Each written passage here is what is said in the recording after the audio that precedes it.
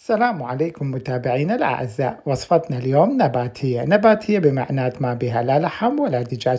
وصفتنا تتضمن طريقة عمل مرقة القرنبيط مع الخضار بطريقة جدا سهلة وبسيطة، وأيضا راح أشرح لكم اللي يعانون من القولون العصبي شلون تطبخون مرقة القرنبيط.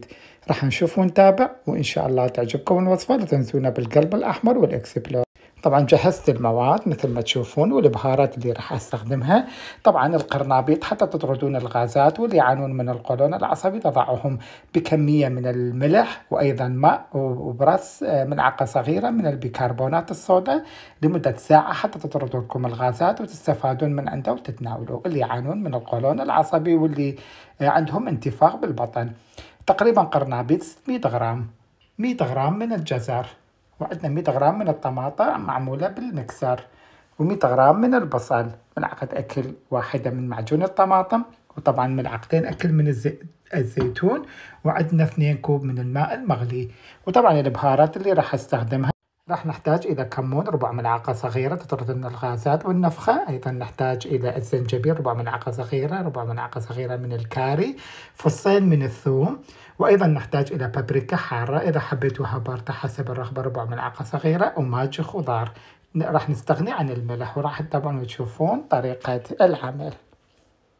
جهزنا مقلاة وراح نضع زيت زيتون ملعقتين أكل مثل ما شرحنا، وراح نضع الجزر أول واحد حتى يستوي عندنا بطريقة صحيحة.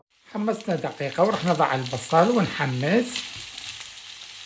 حمسنا جيدا وغسلنا القرنبيط أو زهرة القرنبيط وراح نضع الكمية، نغسلوها بماء بارد وراح نتركها لمدة تقريبا شي 4 دقائق.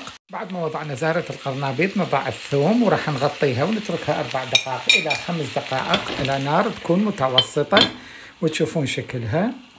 بعد مرور من 4 إلى 5 دقائق نضع معجون الطماطم ملعقة أكل واحد، نضع ماجي الخضار، الكمون، الكاري والزنجبيل، البابريكا الحمراء والطماطم. نخلط المواد على خفة ايد.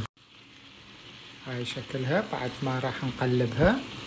بعد ما قلبنا جيدا بعد مرور من 4 إلى 5 دقائق انتم تقدرون تضعون دجاج او لحم اذا حبيتوا. راح ننتظر دقيقتين. حمسنا بالبداية 5 دقائق وبعدين ايضا حمسناهم 5 دقائق باقتمال 10 دقائق، وهذا شكلهم. وراح نضيف الماء كوبين ونتركهم على نار لمدة تقريبا 30 دقيقة وتشوفون شكلهم النهائي. وراح اغطيها. خلصت عندنا الوصفة وهاي شكلها روعة، وعملنا كمية من الرز والخضار. لا تنسونا بالقلب الأحمر والإكسب.